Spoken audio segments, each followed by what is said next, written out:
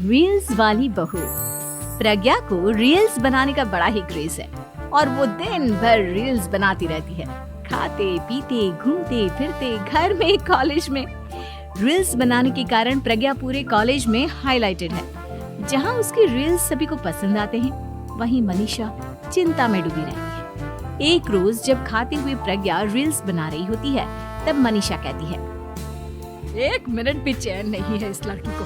ये नहीं कि खाना तो आराम से खा ले, लेकिन नहीं, अरे थोड़ी देर रील्स नहीं बनाओगी तो आसमान नहीं टूट पड़ेगा। अरे मम्मी, इसी को तो कहते हैं डिटर्मिनेशन।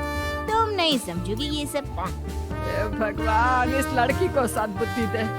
जब देखो तब टेढ़ा बाका मुंह बनाती रहती है। मनीषा की बात का प्रज्ञा पर जरा भी असर नहीं होता और वो खाते खाते रील्स बनाती रहती है। दिन बीतने लगते हैं और देखते देखते प्रज्ञा का कॉलेज भी खत्म हो जाता है। आए दिन कोई ना कोई मनीषा को प्रज्ञा की शादी करवाने का सुझाव दे जाता है। सब ठीक ही कहते हैं, प्रज्ञा की शादी कर देनी चाहिए। अपने घर के काम काज में व्यस्त हो जाएगी तो खुद ही ये रील्स और नाच गाना बंद हो जाएगा। मनीषा और प्रेम प्रज्ञा के लिए एक अच्छा लड़का ढूंढने लगते हैं और तभी विकी का रिश्ता प्रज्ञा के लिए आता है, जिसने प्रज्ञा को उसकी रील्स देखकर पसंद कर लिया था। अगले दिन विकी अपने माता पिता के साथ प्रज्ञा के घर पहुंच जाता है और प्रज्ञा साड़ी पहने हाथों में चाय की ट्रे लिए उनके सामने आती है। जब विकी को पसंद है तो हमें भी बहू पसंद है। बहन जी, आप बारात की तैयारी कीजिए।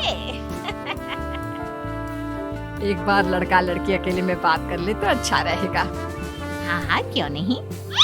मनीषा विकी को प्रज्ञा के कमरे में भेजती है, जहाँ प्रज्ञा पहले से ही रील्स बना रही होती है। तभी विकी कहता है, आ गए आपके साजन जी। हमारे साथ ये रील्स कंप्लीट करती तो और भी अच्छा रहता। अच्छा जी, अब आ ही गए हैं तो बना ही लेती हूँ आपके साथ। दोनों मिलकर रील्स बनाते हैं। जब वी मीट और तुरंत पोस्ट भी कर देते हैं। फिर विकी कहता है, जब आप साड़ी में चाय लेकर आए तब मुझे लगा कि कहीं मैं गलत घर में तो नहीं आ गया। अब सही है। दोनों की शादी पक्की हो जाती है और शादी के दिन भी प्रज्ञा रील्स बनाने से चूकती नहीं। यहाँ तक कि बारात के समय भी नाचते हुए रील्स बनाती है। सभी लोग प्रज्ञा की तारीफ के फूल बांध देते हैं और प्रज्ञा नाचती गाती अपने ससुराल चली जाती है। सब कुछ अच्छा चल रहा होता है। प्रज्ञा यहाँ भी दिन भर हर चीज की रील्स बनाती रहती है। लेकिन कुछ दिनों के बाद जब सुनीता कहती है, बहू, ये रील्स के साथ साथ कुछ काम भी कर लिया करो। वैसे तुझे और क्या क्या बनाना आता है? मम्मी जी, वैसे तो सब कहते हैं कि मैं सब कुछ अच्छा बनाती हूँ, लेकिन मुझे लगता है कि मैं मैगी अच्छा बना लेती हूँ। हाँ, कॉफी भी अच्छा बना लेती हूँ और मुंह तो सबसे अच्छा बना लेती हूँ। हैं? अच्छा अच्छा। सुनीता अपना माथा पकड़ लेती है और कहती है, बहू, कुछ खाना बनाना भी सीख लेती। मम्मी जी, मैं लंबी प्लानिंग कर रही हूँ। जल्दी ही मैं इतनी फेमस हो जाऊंगी कि मुझे पैसे मिलने लगेंगे। हम दोनों सास बहू राज करेंगे, राज। नौकर काम करेंगे और लोगों की तो लाइन लगेगी हमसे मिलने के लिए। तेरा दिमाग खराब हो गया है क्या बहू? हंसी मजाक तक ठीक है, लेकिन इस तरह घर नहीं चलते। जितना जल्दी हो इस घर के तौर तरीकों को सीख लो। प्रज्ञा मुंह घुमाकर चली जाती है और तुरंत उसी वक्त एक रील बनाती है। ये देख सुनीता का गुस्सा 7वें आसमान पर चला जाता है और विकी के घर आते ही सुनीता उसे सब कुछ बताती है। विकी भी अब प्रज्ञा की इन हरकतों से परेशान हो जाता है। तुम टेंशन मत लो मम्मा, मैं देख लूंगा।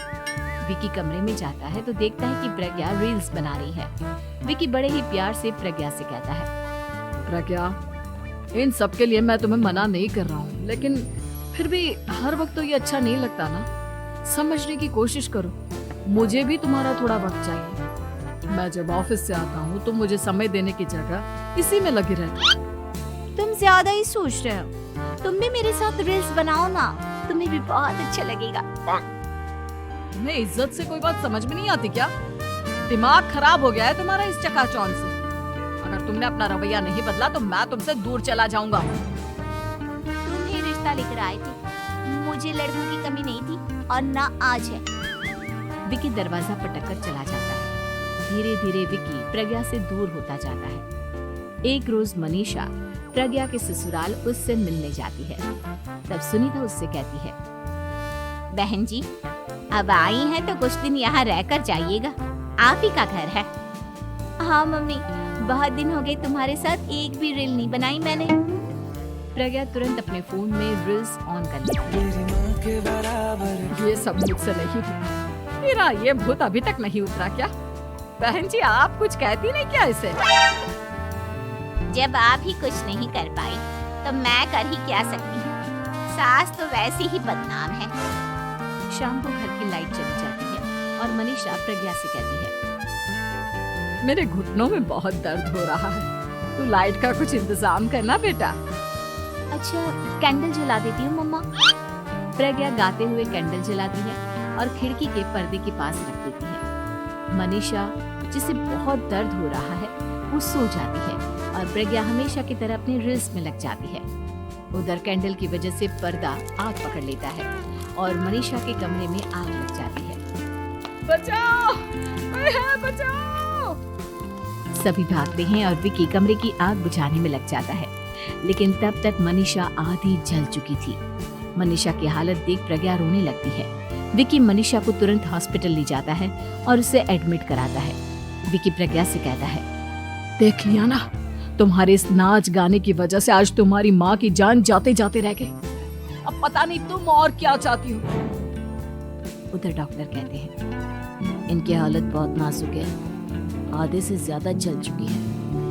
प्रज्ञा रोती हुई मंदिर में जाती है और भगवान के आगे जाकर कहती है, भगवान मेरी माँ को ठीक कर दो, मैं कसम खाती हूँ हाथ से ये रील्स बनाना छोड़ दूंगी, बस मुझे मेरी माँ वापस मिल जाए।